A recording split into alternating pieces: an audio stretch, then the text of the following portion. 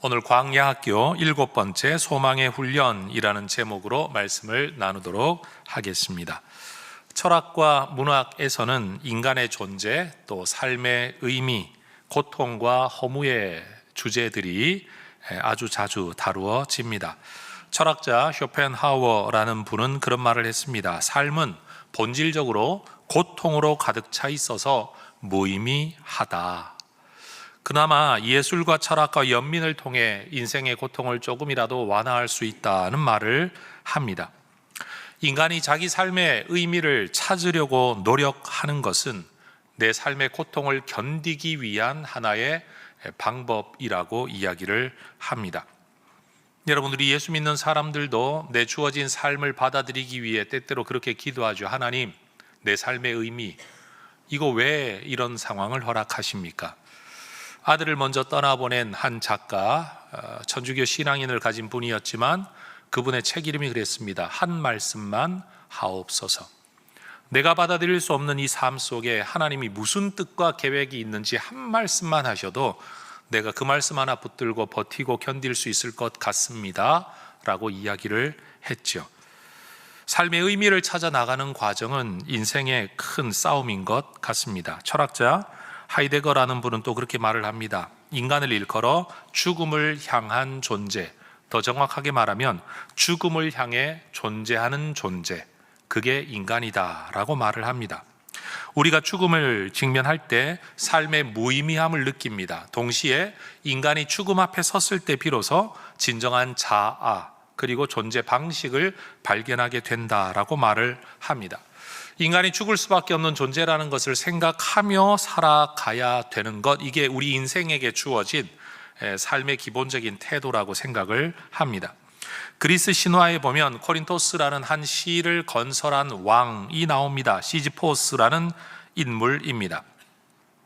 이 인물은 꾀가 많고 욕심도 많고 교활합니다.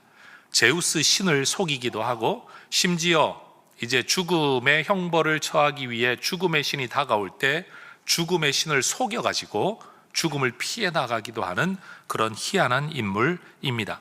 그러나 마지막에는 신들에 의해 처벌을 받죠. 지금 신화 이야기하는 겁니다. 성경 아닙니다. 오해하지 마십시오.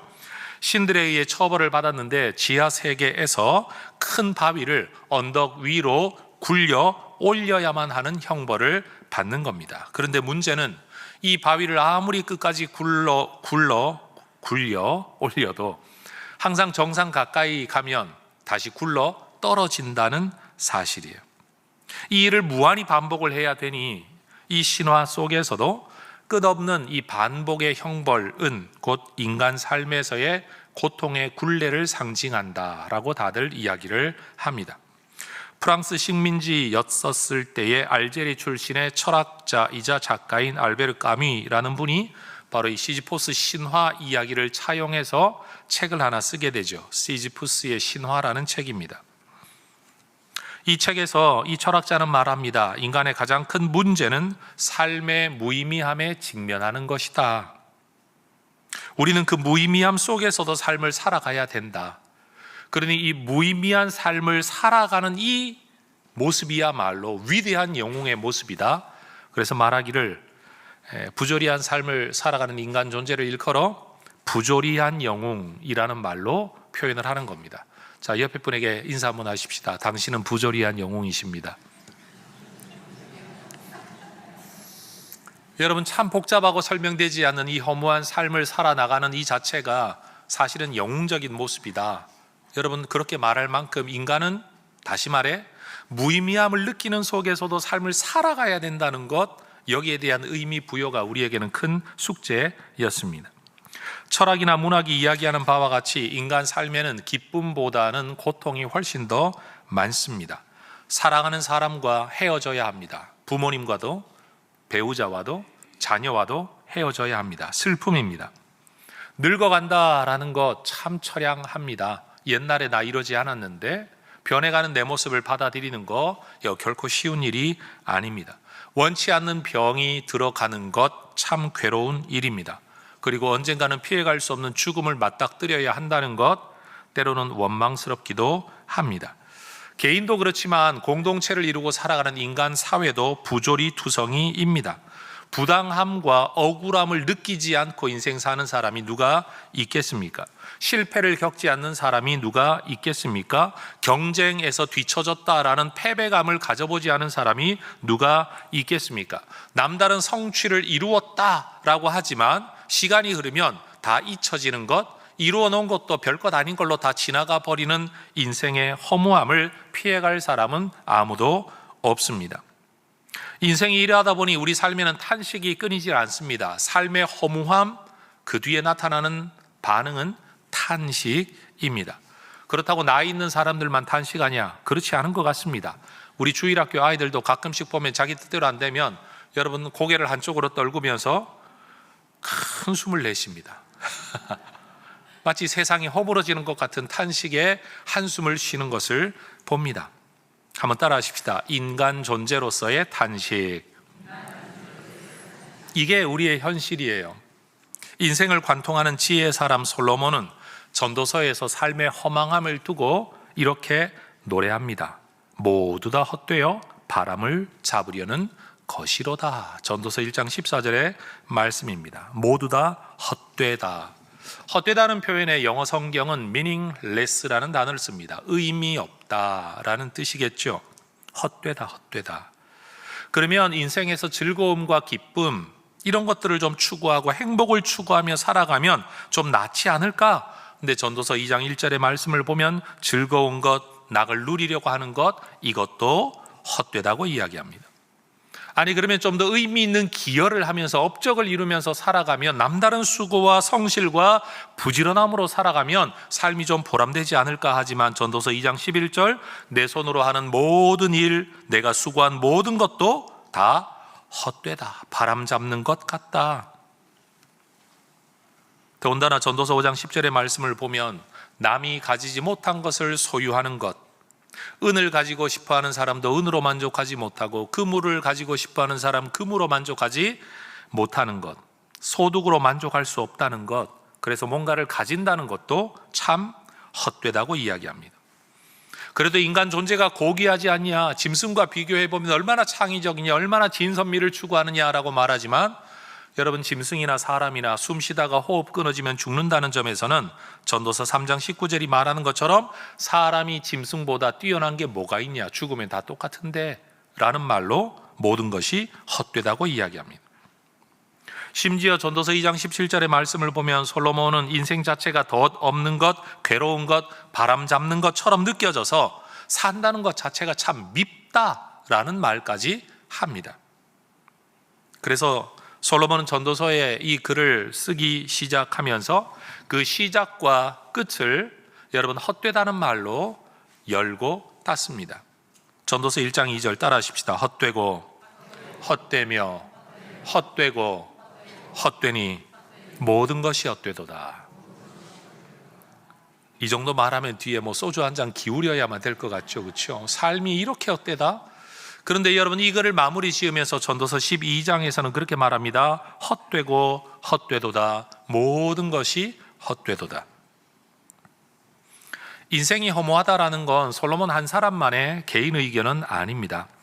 성경을 보면 하나님 마음에 맞았던 사람, 내 뜻을 다 이루게 하겠다고 하시며 여러분 그리스도를 예표하는 다윗 왕국을 건설하게 했던 믿음의 사람 다윗도 시편 144편 4절에서 노래합니다. 사람은 헛것 같고 사람은 마치 한 호흡, 한숨 같다. 그의 날은 지나가는 그림자와 같다라고 이야기합니다. 여러분 대단한 업적을 이룬 사람도 자기 삶을 돌아놓고는 이렇게 노래할 수밖에 없습니다. 그래서 여러분 우리 삶에는 인간 존재로서의 탄식이 있을 수밖에 없는 겁니다. 여러분 여기에서 곧 뒤에 나오는 제가 이렇게 표현할게요. 대부분의 목사님들이 이런 헛됨을 이야기하면 곧바로 믿으면 됩니다. 신앙 안에 의미가 있습니다라고 말하는데 여러분 저는 그렇게 말 못할 것 같아요. 예수 믿고 살고 목사로 살아도 여러분 제 자신도 내 삶이 참 헛되다는 생각을 할 때가 있습니다. 질문 드려볼게요. 제가 평생 동안 혜성교회를 목양하면서 여러분 구석구석 디테일한 모든 부분까지 제가 하나님 기뻐하시겠다 싶어서 뭔가를 이루어 놓고 떠나면 뇌 뒤에 오는 목사님은 바꿀까요, 안 바꿀까요? 다 허물어질 겁니다. 다 바뀔 겁니다. 그가 나를 무시해서 그런 게 절대 아닙니다. 제가 그랬던 것처럼 제가 하고 싶은 방식대로 일을 하고 싶은 것뿐이에요. 앞에 사람을 무시해서 내가 그렇게 말하는 게 아니라 내가 내 나름대로 의미를 찾아 내 삶을 살려고 하다가 보니까 결국 앞에 사람 잊어지는 거고 내 뒤에 사람은 나를 잊을 수밖에 없는 것, 여러분 그렇습니다. 길을 쓰고 자식을 키워놓으면 자기들 행복을 찾아, 자기들의 사랑을 찾아, 자기들의 일을 찾아 다 떠납니다. 떠나보내는 부모는 섭섭하지만 그래야만 합니다. 왜냐하면 그는 그의 삶에 자기 행복을 추구해야 되기 때문에 말이에요. 그러니 여러분, 뭔가를 이루었다고 하더라도 삶의 마지막에는 믿음 안에 있든 믿음 밖에 있든 내가 수고한 모든 것들이 참 헛되다라는 생각을 할 수밖에 없는 겁니다. 그런데 오늘 우리가 읽었던 로마서 8장의 말씀을 보면 우리는 인생들이라 삶의 의미, 삶의 허무함과 삶의 헛됨, 인간 존재의 헛됨만 이야기하고 인간의 탄식만 이야기하는데 우리는 생각지도 못했던 또 하나의 탄식이 있다는 것을 성경이 우리에게 가르쳐 줍니다. 오늘 본문 22절의 말씀을 보면 피조물이 다 이제까지 함께 탄식한다라고 말합니다. 따라하십시다. 피조물의 탄식. 다시요. 피조물의 탄식. 만약 성경이 말하지 않았다면 우리 이런 것들이 존재하는지도 몰랐을 겁니다. 근데 성경이 이런 것이 있다라고 우리에게 말합니다. 뭐가 있냐? 이 땅을 살아가는 우리만 탄식하며 사는 게 아니라 피조물들도 탄식한다라는 거예요. 태초에 하나님이 천지를 창조하시고 아담에게 세상의 통치권을 위임하셨습니다. 그런데 이 피조 세계의 대표였던 아담이 죄를 범함으로써 하나님의 진노 아래 들어가게 될 때 인간의 통치권 아래 있었던 피조 세계도 똑같이 진노 아래 들어갈 수밖에 없었습니다. 그리고 자연 세계는 지금도 이 진노 아래 위치하고 있습니다. 현재 우리가 몸담고 살아가고 있는 자연은 하나님이 처음 만드실 때 보시기에 좋았던 창조의 모습 그대로가 아닙니다. 그렇다고 아담이 인간의 모습과 달랐냐? 그게 아니죠. 왜 인간의 외형은 그대로 아담의 모습을 닮아 있지만 여러분, 우리는 죄로 오염되어져서 하나님이 원하셨던 원래 인간대로의 삶을 못 살아가고 있습니다. 여러분, 이것이 소외라고 말하는 철학적 주제이고 이것이 허무하다, 헛되다라고 말하는 철학과 문학의 주제인 겁니다. 똑같이 하나님이 이 자연 세계를 만드실 때도 겉모양은 하나님이 만드셨던 세상 그대로인데 병들어 있습니다. 오염되어 있습니다. 하나님이 원래 원하셨던 모습대로 자연이 역할하고 있지 못하다라는 겁니다. 그래서 20절의 말씀을 보면 피조물이 허무한데 굴복한다라는 표현이 나옵니다. 허무함에 굴복하는 것. 왜 이렇게 굴복하게 되었느냐?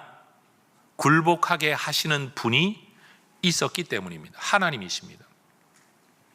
하나님이 인간의 죄로 말미암아 자연 세계조차도 허무함에 굴복하도록 하셨기 때문에 자연, 피조물은 그럴 수밖에 없었다라는 겁니다. 그런데 여기서 말하는 허무함은 뭐냐? 무의미함, 헛됨, 공허함이라는 의미를 가지고 있는데 신학적인 의미 그대로 하면 원래 창조된 목적대로 그 목적을 이루지 못하는 상태, 그게 바로 허무함입니다.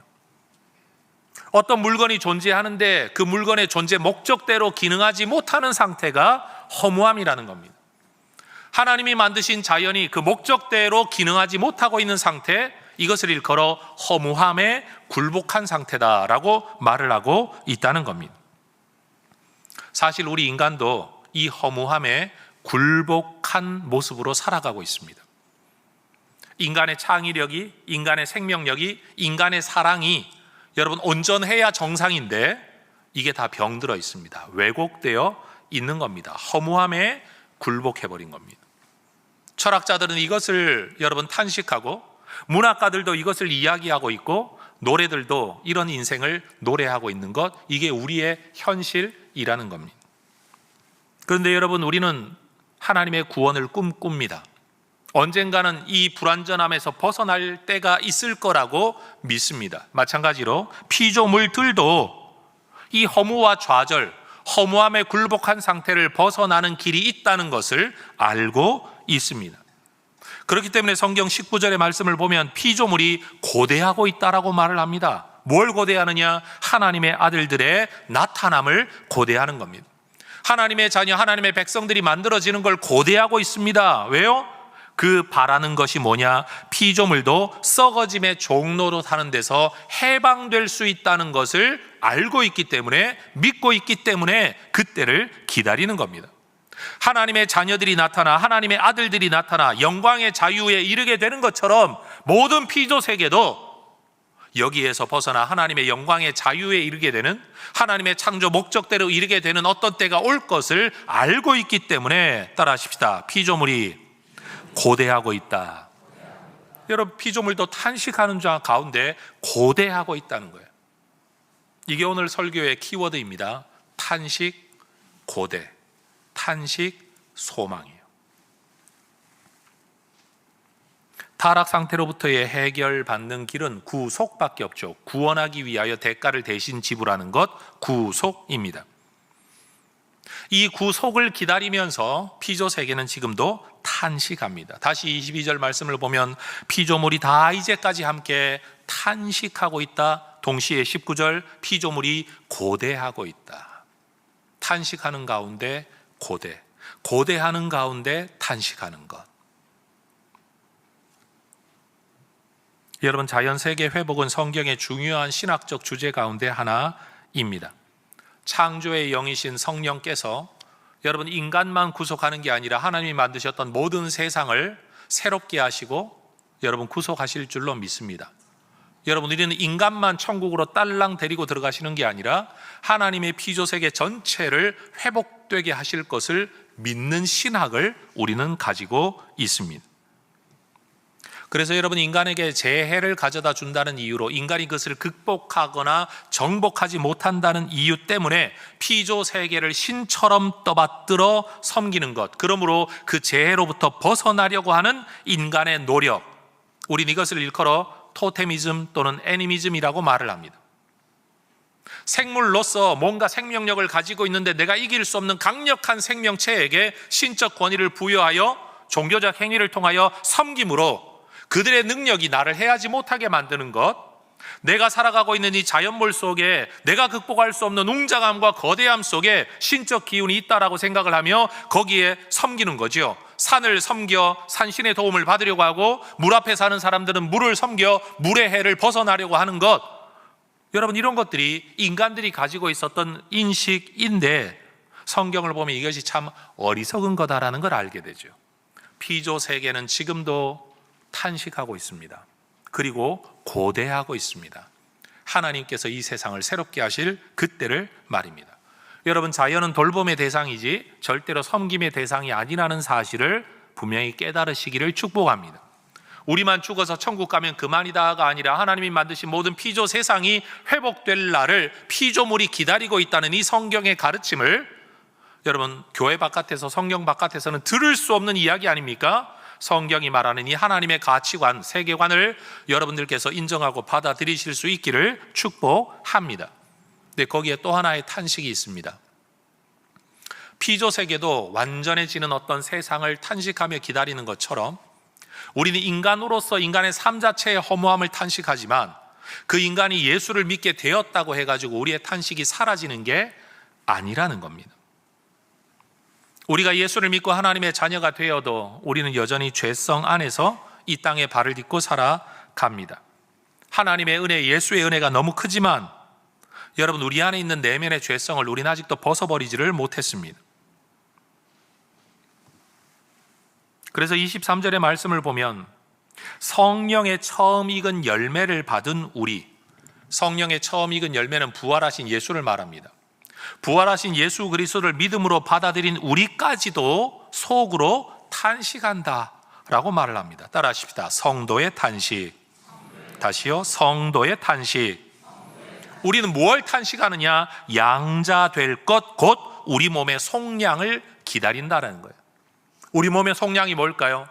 여전히 문제 있는 이 땅의 삶을 살아가는데 자연의 제한된 역할 속에서 완전한 자연이 되기를 기다리는 것처럼 인간이 인간 속으로 살고 있지만 여전히 부조리한 삶을 벗어나 완전한 하늘나라의 삶을 기다릴 때 이 속량의 때를 기다리면서 우리가 탄식한다라는 겁니다. 불가능과 좌절 때문에 하는 탄식이 아니라 강렬한 소망 때문에 하는 탄식인 거죠. 언젠가 이루어지게 될 인간이 인간다워지는 진짜 그날, 하나님의 자녀들이 진짜 하나님 자녀다워지는 그날, 하나님이 인간을 만드실 때 기대했던 그 모든 것들이 이루어지는 그 날을 기다리며 탄식하는 겁니다. 그런데 여러분, 이렇기 때문에 우리는 보이지 않는 소망을 가진, 세상이 없는 소망을 가지고 있기 때문에 25절이 말하는 것처럼 참음으로 기다리는 것, 참음, 단어를 바꾸면 인내하는 겁니다.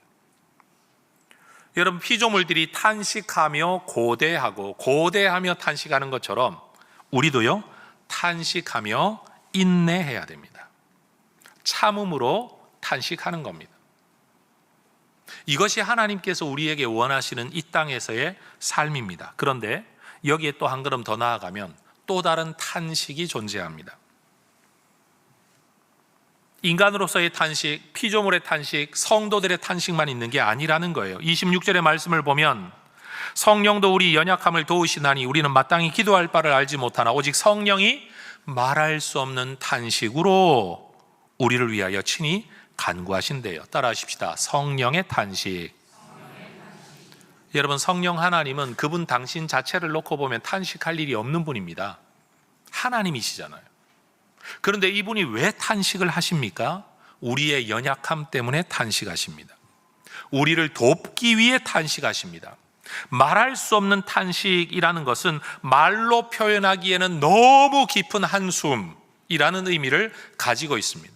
몇 마디 말로 해결될 수 있는 게 아니라는 거예요. 사람에게 말을 한다고 해결될 수 있는 게 아닌 깊은 내면의 탄식을 성령 하나님이 품고 계시다는 거예요.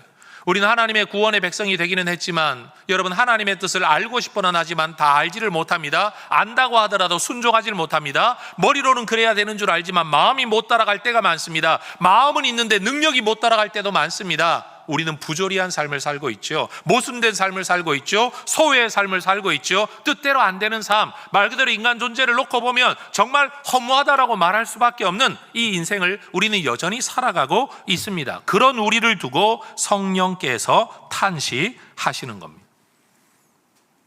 그 탄식하시는 성령께서 탄식과 함께 하시는 게 뭐냐? 27절의 말씀을 보면 성령이 하나님의 뜻대로 성도를 위하여 간구하신답니다. 여러분, 하나님의 뜻이라면 성령 하나님께서 모든 일을 한 번에 이루어버리면 그만일 텐데 하나님의 때가 있고 하나님의 뜻이 있고 하나님의 계획이 있어서 곧바로 이루지를 못하십니다. 그리고 그 때가 될 때까지 우리가 믿음 안에 서갈 수 있도록 우리를 위해 기도하신답니다. 사실 짧게만 생각하면 이 성경 구절은요, 굉장한 논란거리입니다. 논리적으로 한번 따져보십시다. 여러분, 기도는 인간이 하나님께 하는 겁니다. 능력 없는 자가 능력 있는 분에게 하는 것이 기도입니다. 그런데 성령이 하나님께 기도한다? 하나님이 하나님께 기도한다? 논리적으로 뭔가 이상한 이야기 아닙니까, 여러분? 아니, 어떻게 성령께서 기도를 한다라는 건 자기 뜻대로 못한다는 데 있는 것이고, 여러분, 자기 뜻대로 못한다는 게 있다고 하면 어떻게 그게 전지전능한 하나님이 되냐라는 거예요. 그래서 여러분, 유튜브 이런 거 함부로 보시지 말라고 제가 권하는 게, 이런 말장난과 논리를 가지고 기독교 신앙을 허물어뜨리는 사람, 자기가 굉장한 신학을 일컬은 사람인 것처럼 사람들의 신앙을 호도하는 분들이 너무 많아서 여러분, 그냥 검증된 목회자들 아주 그냥 최소한 이야기하면 제 설교나 듣고 우리 교회 성경 공부나 하고 그리고 추천하는 성경 도서나 잘 읽고 여러분 신앙생활 하시지, 엉뚱하게 유튜브의 바다를 헤매다가 여러분 어디로 표류할지 모릅니다. 자, 옆에 분에게 인사하십시다. 유튜브의 바다를 잘못 헤매면 표류합니다. 그런데 여기에서 성령이 기도하신다라는 것 앞에 꼭 있어야 될 게 뭐냐? 이것은 능력 없는 자가 능력 있는 자에게 간구한다는 기도의 의미만 있는 게 아니라 그 앞에 있는 표현 탄식이라는 표현과 함께 설명되어져야 되는 거예요. 능력 있는 하나님이 왜 탄식하십니까? 뜻대로 해버리면 그만인데. 기도하는 것만이 문제가 아니라 탄식한다는 것 자체도 문제예요. 근데 이게 자기 능력 때문이 아니라는 거죠. 우리 인간 때문이라는 거예요.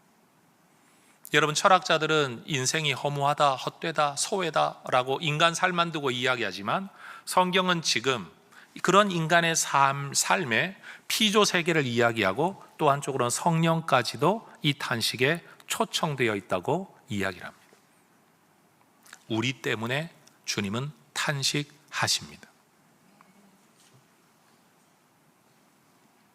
하나님은 시간을 초월하시는 분인데 우리는 시간 안을 살아야 되기 때문에 하나님은 시작과 끝을 마치 여러분 시간이라는 걸 합해버리면 여러분 이미 존재하시는 하나님이 나중에도 존재하시는 그런 하나님이 되는데 우리 하나님은 이 시간 안을 살아야 하는 우리와 함께 동행하시며 탄식하고 계십니다.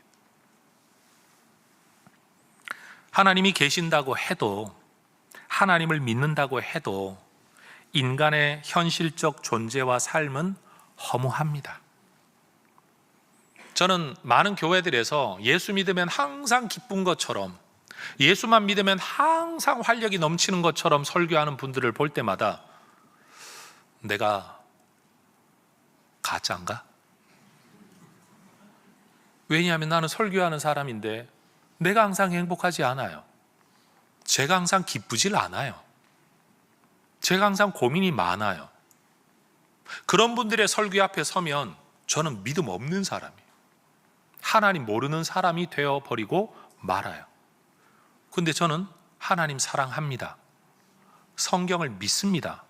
소망도 있습니다. 그런데 탄식이 큽니다. 여러분, 기독교 신앙을 이야기하거나 때로는 전도라는 이야기를 할 때마다 제가 말하죠. 여러분, 예수쟁이들한테 거짓말에 속지 마세요. 전도하는 사람들이 하는 말들 중에는 거짓말이 참 많습니다. 이게 도대체 무슨 말인가? 앞뒤 모르고 이 말만 잘라놓으면 정명은 완전히 이단되기 딱 좋은 말이죠. 마치 그냥 기도 한번 하고 예배 한번 드리고 성경 한 번만 읽기만 하고 뭐 순종 한 번만 하면 인생의 문제가 다 해결될 것처럼 이야기하는데 정작 교회 안에 살아가는 사람들 전부 다 문제투성입니다. 뭐 다른 사람 이야기할 거 없습니다. 여러분 지금 좌우에 앉아있는 사람이 지금 문제투성이고 속은 다 골마 터져 있습니다. 여러분 앞에 앉아있는 사람 뒤통수 보이죠? 여러분 지금 그 머릿속이 지금 복잡합니다. 지금 그게 우리의 삶이고 존재의 현실입니다. 그래서 우리는 탄식하는 겁니다. 여러분, 그리스도인으로의 탄식은 절대 믿음 없기 때문에 하는 게 아닙니다. 인간이기 때문에 하는 겁니다. 죄인이기 때문에 하는 겁니다. 이 땅을 살아야 되기 때문에 하는 겁니다. 그런데 바로 그 탄식 위에 성령의 탄식이 있고 피조 세계의 탄식이 있다는 사실, 그리고 우리의 소망은 오직 하나님께서 이루실 완전한 구원밖에 없다는 사실을 우리는 믿음으로 또한 품게 됩니다. 그래서 탄식만 하는 게 아니라 소망도 품게 된다는 거예요. 탄식만 하는 게 아니라 고대하는 것처럼, 탄식만 하는 게 아니라 기도하게 되는 것처럼 우리는 탄식과 함께 소망을 품고 살아간다는 겁니다. 따라하십시다. 인간 존재로서의 탄식, 구속을 기다리는 피조물로서의 탄식, 재림을 기다리는 성도로서의 탄식, 우리를 중보하시는 성령의 탄식. 그래서 세상은 탄식으로 가득 차 있습니다. 그게 우리가 살아야 할 세상입니다. 그런데 우리는 이 구절을 기억해야 됩니다. 18절의 말씀, 이 단락의 시작 말씀이죠. 생각하건대 현재 고난은 장차 우리에게 나타날 영광과 비교할 수 없도다. 제가 인위적으로 성경 단어 하나를 바꿔볼게요. 현재의 허무함은, 현재의 탄식은, 현재의 곤고함은 장차 우리에게 나타날 영광과 비교할 수 없도다. 여러분, 이것이 우리의 믿음인 겁니다. 한 사람의 이야기를 좀 들려드리려고 합니다. 미국 해군 사관학교를 졸업하고 해군 항공조종사로 복무하던 제임스 스톡데일이라는 한 미군 장교가 있었습니다. 그가 군에서 복무하는 동안 베트남 전쟁이 있었습니다. 그도 군인으로서 어쩔 수 없이 여기에 참전해서 공습 작전을 수행하고 있었는데 대공포, 땅에서 하늘을 향해 쏘는 대포에 비행기가 격추됩니다. 그런데도 살아남았습니다. 문제는 포로가 되어버렸다는 겁니다. 베트남군에 의해 가혹한 고문을 당합니다. 다리가 부러지고 팔이 마비가 되어 그 이후로 그는 평생 동안 장애를 가지고 살아갈 수밖에 없었습니다. 8년 동안이나 여러분 수용소에 수감되었는데, 여러분 수용소 이름이 참 멋져요. 호텔 이름이에요. 하노이 힐튼. 그런데 이 수감 생활을 하는 동안에 이분은 자유를 되찾을 거라는, 내가 살아남을 거라는 희망을 포기하지 않았다고 합니다. 그러면서 주변 사람들을 격려하면서 끝까지 살아남을 걸, 견딜 것을 많이 격려했다고, 훗날 살아남은 사람들이 이 사람의 이야기를 많이 전해 주었다고 합니다. 그런데 짐 콜린스라는 분이 쓴 책 Good to Great, 좋은 기업을 넘어 위대한 기업으로 라는 책에 보면 바로 이 스톡데일이라는 장교의 이야기가 기록되어 있습니다. 그는 그렇게 말합니다. 나는 이야기의 끝에 대한 믿음을 잃은 적이 없었습니다. 영어 표현이죠. 이 모든 이야기의 끝, 거기에 좋은 것이 있을 것을 나는 그 믿음을 잃지 않았다라는 말입니다. 나는 거기서 풀려날 거라는 희망을 추호도 의심한 적이 없거니와 한 걸음 더 나아가 결국에는 성공하여 그 경험을 돌이켜보아도 바꾸지 않을 내 생애의 전기로 전환시키고 말겠다. 이 치욕적이고 너무나도 고통스러운 이것을 오히려 내 인생의 전환점으로 만들고야 말겠노라고 굳게 다짐하는 시간을 보내었다라고 말을 하는 거예요.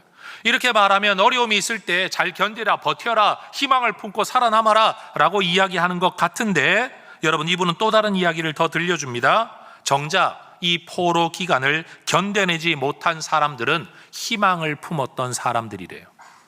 이게 무슨 말이냐?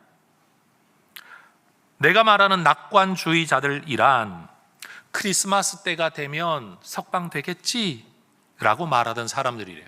그런데 자기 뜻대로 안 되니까 그 다음 부활절에는 되겠지, 또 안 되면요 추수감사절에는 되겠지, 또 안 되면요 그 다음 성탄절에는 또 되겠지, 이렇게 막연히 언젠가는 이런 일이 있을 거야 라고 말했던 사람들은 정작 상심해서 수용소 생활 속에 죽어나가 버리고 말았다는 겁니다. 그의 글을 읽어보죠. 이건 매우 중요한 교훈입니다. 결국에는 성공할 거라는 믿음, 그리고 결단코 실패할 수 없다는 그 믿음, 그 위에 그게 무엇이든 눈앞에 닥친 현실 속에 가장 냉혹한 사실들을 즉시 해야 한다는 것, 이 두 가지는 모순되는 게 아니다 라고 말을 해요. 우린 흔히 낙관적이고 희망과 소망을 품는 사람들은 현실을 좀 무시하는 경향이 있죠. 반대로 굉장히 현실적인 사람들은 좀 비관적이고 소망이나 기대를 잘 안 가지는 경우가 많습니다. 그런데 지금 이 사람이 하는 말은 그겁니다. 주어진 현실을 철저한 현실론자처럼 받아들이고 거기에 적응해서 살아내야 된다라는 이 마음과 함께, 그러나 끝에는 반드시 좋은 일이 있을 거라는 이 소망, 그래서 이 사람을 일컬어 하는 말이 낙관주의자처럼 보이는 현실주의자라는 말을 쓴다는 거죠. 그래서 이 사람의 이야기를 일컬어 스톡데일 패러독스, 스톡데일의 역설 또는 모순이라고 말하는 이야기가 있다라는 겁니다. 여러분, 저도 같은 이야기를 하고 싶어요. 교회 안에서 소망을 이야기하고 믿음을 이야기하면 대부분 현실 얼마든지 넘어설 것 같고 아무것도 아닌 것처럼 설교하고 가르칠 때가 많습니다. 그러나 우리는 압니다. 정작 현실을 살아내는 게 얼마나 괴로운지 말이에요. 때때로 믿음을 이야기해도 별반 달라지는 게 없더라 라는 분들은 교회가 말하고 성경이 말하고 설교자들이 말하는 그 소망과 희망을 품고 들어왔다가 변하지 않는 현실 때문에 믿음과 소망을 아예 버려버리고 교회를 떠나는 분들도 많이 있습니다. 어떤 면에서 우리는 양극단을 살고 있다라는 거죠. 소망을 품는 사람들은 현실을 자꾸만 도외시하려고 하고, 현실을 살려고 하는 사람들은 신앙과 소망을 버려버리려고 하는 것 말이에요. 그런데 그렇지 않다는 이야기를 제가 하는 겁니다. 오늘 성경 이야기는 분명히 우리에게 들려줍니다. 피조물도 탄식한다. 그러나 고대한다. 성도들도 탄식한다. 그러나 소망한다. 성령님도 탄식한다. 그러나 기도한다.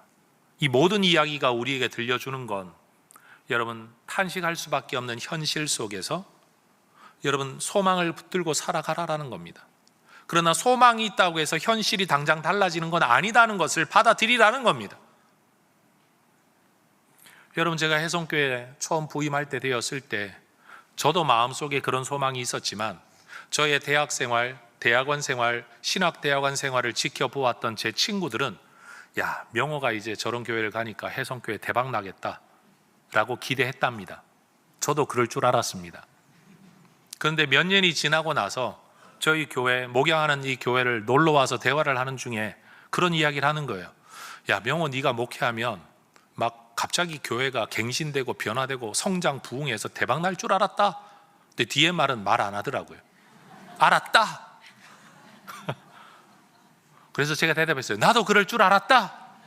그리고 뒤에 말 안 했어요. 저도 뜻대로 안 되더라고요. 여러분, 교회 안에서 성경을 성경대로 가르치려고 하면 기적과 역사가 일어나야 되는데 성경을 성경대로 가르치려고 하니까 교인들이 떠나더라고요.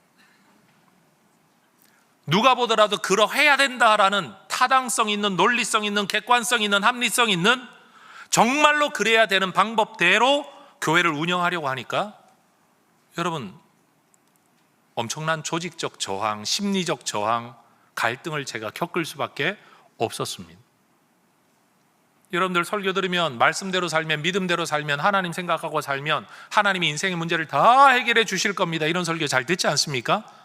근데 사실 세상에 나가서 믿음대로 살면 여러분, 길이 열립니까? 꼬입니까? 제가 볼 때는 꼬이는 분들이 훨씬 더 많으신 것 같아요.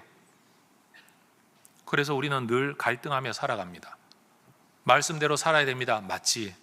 근데 현실에 딱 돌아오면 말씀대로 살면 내게 찾아올 손해, 내가 억울한 누명을 뒤집어 쓰는 것, 내가 믿음이 있다는 걸 가지고 이용해서 오히려 나를 이용해 먹으려고 하는 세상 사람들. 그래서 우리는 늘 앞뒤가 다른, 교회 안팎이 다른 모순적인 삶을 살아갈 때가 많은 것 같습니다. 말은 맞는 말로 하고 삶은 현실적으로 살아가는 거 말이에요. 저는 오늘 여러분들과 함께 우리가 내 뜻대로 되지 않는 현실을 버티고 살아내겠다는 결단이 먼저 있으면 좋겠습니다. 여러분, 우리가 아무리 기도해도요, 우리 하나님이 내가 원하는 대로, 내가 원하는 방법으로, 내가 원하는 시간에 응답하시는 일 별로 없습니다. 아니, 목사님 어떻게 그렇게 말씀하십니까? 내가 살아보니 그렇습니다. 그런데 저는 이거는 믿습니다. 내가 기도를 그렇게 해도 내 뜻대로 응답은 없지만 하나님은 내 기도를 들으시고 내 생각 위에서 하나님의 좋은 것으로 응답하실 것은 믿습니다. 저는 이 두 가지 신앙을 가지고 있습니다. 그렇기 때문에 기도는 합니다. 이루어지면 좋겠습니다라고 기도는 합니다. 근데 마음에 이미 준비하고 있습니다. 기도 응답되지 않을 걸. 그러고는 버텨내고 견뎌낼 나만의 소망을 품습니다. 그래도 하나님은 내게 좋은 것 주실 거야. 합력해서 선을 이루실 거야. 여러분, 우리에게 필요한 믿음은 이 궁극적 믿음입니다. 궁극적 그 믿음 말이에요. 그 믿음이 있어야 현실을 살아낼 수 있습니다. 그 소망이 없으면 현실을 견딜 힘이 없습니다. 그리고 여러분, 현실을 부정하는 가짜 믿음이 얼마나 많은 성도들을 넘어뜨리게 하는지도 모릅니다. 삶은 고통스럽고 허무합니다. 현실입니다. 우리의 인생은 광야 같습니다. 꽃길 걷고 있지 않습니다.